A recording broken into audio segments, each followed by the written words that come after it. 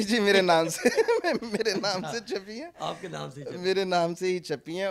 मेरी समझ में ये बात नहीं आती कि ये हमारी समझ में ये बात क्यों नहीं आ रही। फिर साहब ये सिलसिला हिंदुस्तान तक कैसे पहुंचा? मेरे बच्चे जो है ना सर, वो मेरी कहानियां शौक से सुनते जरूर हैं, पढ़ते नहीं है। पढ़ते नहीं है।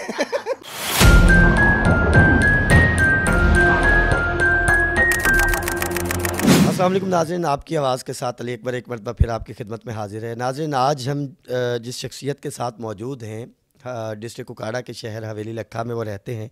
पीर मारूफ अहमद चिश्ती के नाम से वो जाने जाते हैं। इनकी जो शोहरत है वो सिर्फ़ उनका नाम ही नहीं, उनका काम भी है।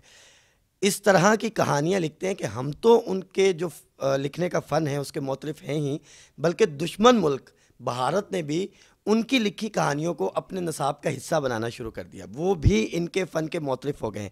तो आज हम इनसे जानेंगे कि ये कहानियाँ लिखने का सिलसिला शुरू कहाँ से हुआ और ये भारत तक कैसे पहुँचा।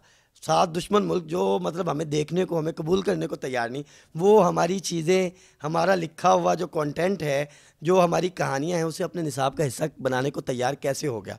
तो हम उनसे बात करते हैं और आपको भी ये किस्सा जो है वो सुनवाते हैं। अस्सलाम वालेकुम पीर साहब। वालेकुम अस्सलाम। क्या हाल चाल है जी? अल्हम्दुलिल्लाह, अल्लाह का शान। अच्छा पीर साहब, हवेली लखा में ये एक जो शहर है डिस्ट्रिक्ट कुकाड़ा, दीपालपुर से आगे हवेली लखा, यहाँ पे लिखने वाले लोग जो हैं वो इतने ज़्यादा नहीं पाए जाते। अक्सर ये कहा जाता है कि बड़े शहरों के अंदर आपको अच्छे लिखारी मिलेंगे, अच्छे शायर मिलेंगे, ठीक है, और अच्छे नगमा निगार मिलेंगे। हर हवाले से जो है वो बड़े शहरों को प्रमोट किया जाता है। तो इस शहर में रहते हुए आपको ये कहानियाँ लिखने का ख्याल कैसे आया? सर ये तो मेरे ना वालिद साहब की मेहरबानी है। वो ख़ुद मुताला के बहुत शौकीन थे, और जब मैं प्राइमरी स्कूल में पढ़ता था ना, तब तो यहाँ पे मतलब कुछ भी नहीं मिलता था, बुक्स वगैरह मैगजीन्स नहीं थे। तो वो साहिवाल या लाहौर जब जाते तो लेके आते थे बुक्स हमारे लिए, और तालीम व तरबियत होता था, ये इस तरह के नौनिहाल मैगजीन्स लेके आते थे, तो वो मुझे पढ़ने को देते थे। तो जब पढ़ते पढ़ते मुझे यार जहन में आया कि यार ये फ़लाँ नाम लिखा हुआ, इसने कहानी लिखी हुई है, तो मैं भी क्यों ना इस पर कहानी लिखूँ।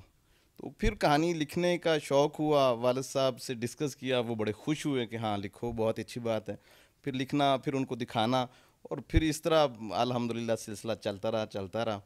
और बस फिर हिम्मत नहीं आ रही, इसमें सब्र बहुत करना पड़ा मुझे, बहुत ज़्यादा। सही। अच्छा फिर सब कितना अरसा हो गया आपको ये कहानियाँ लिखते हुए? सर लिखते हुए तो मैं मतलब आप कह सकते हैं कि प्राइमरी से कोई 85 से लिखना मैंने शुरू किया। अच्छा। जी हाँ। तो तब मैं मतलब कुछ तीसरी चौथी क्लास में था, तो वहाँ से लिखना शुरू किया। लेकिन जो पब्लिश हुई वो 92 में आके, मेरी पहली कहानी रोज़नामा पाकिस्तान का बच्चों का पेज आते थे, तो उसमें पहली कहानी 92 में आके छपी।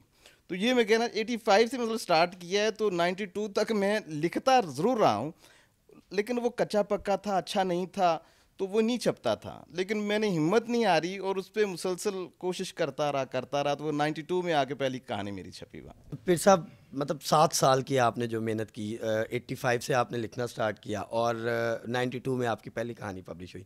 अच्छा, आप तालीम व तरबियत भी पढ़ते थे और आप दूसरे मैगज़ीन भी पढ़ते थे, तो उनके अंदर भी आपकी कहानियाँ बाद में पब्लिश होना शुरू हुई, उसमें भी उन्होंने आपकी कहानियाँ मंगवाई और बच्चों को पढ़ाना शुरू की? जी जी बिल्कुल। उसके बाद जब छोटे सफ़ात पे मेरी कहानी छपती थी, तो एक हौसला अफजाई होती थी उसमें। फिर उन्होंने एक दफ़ा मुझे एडिटर साहब से मुलाकात हुई, उन्होंने कहा जनाब आप बड़े सफ़ात के लिए लिखिए। तो मैं हैरान रह गया, मैंने कहा यार बड़े सफ़ात के लिए तो बड़े लोग लिखते हैं, राइटर लिखते हैं, तो मैं कैसे लिख सकता हूँ, पॉसिबल ही नहीं है। तो उन्होंने कहा भैया अब आप बड़े राइटर बन चुके हैं, आपको लिखना चाहिए। मुझे यकीन नहीं आ रहा था। फिर एक स्टोरी मैंने लिखी, उनको दिखाई, उन्होंने कहा इसको थोड़ा सा इस तरह करके लिखो, इस तरह करके लिखो, तो वो बड़े पेजेस पे छपी। और वो एक लम्हा जैसे नामुमकिनात में से एक मुमकिन हुआ है मेरे लिए। वो बहुत खुशी का लम्हा था कि जी आज मैं बड़ा राइटर बन गया हूँ।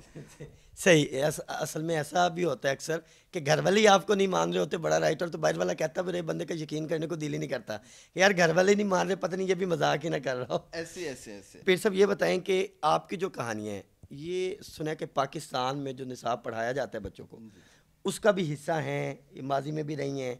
तो कौन सी क्लास थी जिसके बच्चों को ये कहानियाँ पढ़ाई जाती हैं या पढ़ाई जाती थी, और अब क्या स्टेटस है उन कहानियों का? सब कहानियाँ चल रही हैं। मेरी एक कहानी फेडरल बोर्ड ने शामिल की है अपनी 5th की उर्दू की किताब में। सही। तो वो कहानी वहाँ पे पढ़ाई जा रही है और उसका मुझे पता भी नहीं था कि वो कहानी शामिल हो गई है। इत्तेफाक ये दिलचस्प चीज़ है कि मेरी भांजी जब खुद फिफ्थ में पहुंची, ये 2015 की बात है गलबन, तो उसने बताया कि मामू आपकी कहानी हम पढ़ रहे हैं, हमारे सबक के तौर पे हमें पढ़ाई जा रही है। तो मैं बड़ा हंसा कि ये नहीं हो सकता, तो यानी कि बच्चे आपकी कहानी और पता आपको ही नहीं को है। मुझे ही पता नहीं है। वाह। तो उनका नहीं मामू हम पढ़ रहे हैं, तो मैं आपको दिखाती हूँ। वो बुक लेके आई है और उसमें मेरी कहानी छपी हुई है और उस पे मेरा ही नाम लिखा हुआ है। ये अल्हम्दुलिल्लाह, ये शुक्र है उनकी मेहरबानी है नहीं तो अक्सर होता है, बल्कि शोरा हज़रात से के साथ तो अक्सर होता है, गालिब का नाम किसी शेर के साथ लगाया होता है, मीर का किसी शेर के साथ लगाया होता है, तो आपके साथ ऐसा कुछ नहीं नहीं, हुआ? ऐसा कुछ नहीं हुआ अल्हम्दुलिल्लाह। तो वो मेरी सही। कहानी मेरे ही नाम से वो पढ़ाई जा रही है वहाँ सही। पे। अच्छा, पीर साहब ये सिलसिला हिंदुस्तान तक कैसे पहुंचा और वहाँ की कौन सी रियासत है जिसके बच्चों को आपकी कहानियाँ पढ़ाई जाती हैं? सर उनका जो सूबा है वो स्टेट कहते हैं उसको महाराष्ट्र। अच्छा। तो वहाँ पे जो उर्दू काफ़ी बोली जाती है, पढ़ाई भी जाती है स्कूल्स में। तो उनकी जो चौथी जमात की जो उर्दू की किताब है उसमें मेरी कहानी पढ़ाई जा रही है। और वो कहानी भी मैंने नहीं उनको भेजी, मैंने कहीं अप्लाई नहीं किया, मुझे कुछ पता नहीं था। हमारे एक बहुत अच्छे दोस्त हैं नासिर महमूद आवान साहब, तो उन्होंने एक दिन मुझे फ़ोन किया, बल्कि मैं फेसबुक पे मैसेज किया कि पीर साहब अपना नंबर दो, तुम तो बहुत बड़े आदमी हो, तुम्हारा नंबर मेरे को होना चाहिए।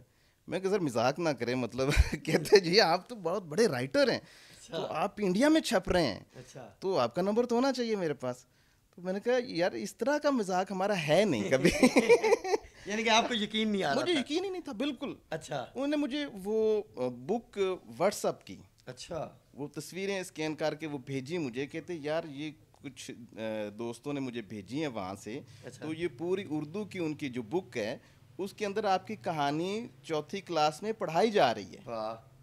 तो अल्हम्दुलिल्लाह मैं तो ये समझता हूँ कि मतलब बग़ैर वहाँ पे सिफारिश के या कहीं भी जो मैंने लिखा, मैंने इस सिदके दिल से लिखा कि यार बच्चों के एंटरटेनमेंट के लिए और बच्चों की इस्लाह के लिए मैं लिख सकता हूँ, या अल्लाह पाक ने मुझे सलाहियत दी है। तो इस सलाहियत से काम लेके मुझे कुछ ना कुछ पॉजिटिव कर जाना चाहिए दुनिया में। सही। तो वो खुदा को मालूम पसंद आ गई है बात, वालदैन की दुआएं हैं अल्हम्दुलिल्लाह। सही। अच्छा फिर साहब, वैसे माशाल्लाह मतलब अल्लाह का शुक्र है उन्हें भी पसंद आई, वालिदैन की दुआएं थी, आपकी कहानी इंडिया में छप गई। वहाँ पे भी आपके नाम से छपी है या उन्होंने अपना नाम लगा लिया है? जी जी, मेरे नाम से मेरे नाम अच्छा, से छपी है, आपके नाम से ही छपी मेरे नाम से ही छपी हैं। और उसमें मैं वाहिद पाकिस्तानी या वाहिद गैर मुल्की राइटर कोई भी है वो मैं ही हूँ, बाकी सब इंडियंस ही हैं, और एक उसमें सिर्फ गैर मुल्की राइटर मैं ही हूँ। सही। यहाँ पे मैं एक आपको लतीफ़े की बात भी सुनाता जाऊँ कि जो फेडरल बुक में हमारी जो बुक छपी है उसमें मेरी कहानी है ना, वहाँ पे जितने राइटर्स की कहानियाँ शामिल हैं वो सारे राइटर्स या तो कबल क़याम पाकिस्तान के हैं, सही। अल्लामा इकबाल हैं जी, हफीज़ जलिंदरी हैं, सूफ़ी तबस्सुम हैं, बड़े बड़े नाम हैं। सही। तो एक जिंदा शख्स जो है वो मेरा ही नाम है। तो वो दोस्तों ने अल्लाह आपको सलामत रखे। मतलब मौजूदा दौरे हाजिर के लोगों में अगर देखा जाए तो आप ही मैं ही हूँ।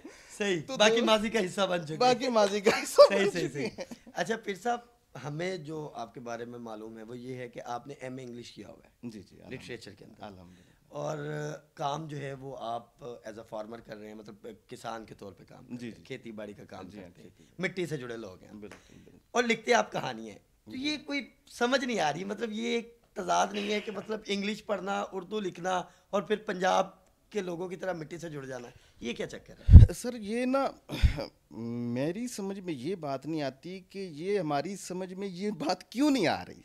ये सेम चीज़ है। देखें, अपने कल्चर को समझना, अपनी मिट्टी को समझना, सही। अपनी लैंग्वेज को समझना, लिटरेचर को समझना, अपने आप को समझना, सही। ये सारी चीज़ सेम ही है।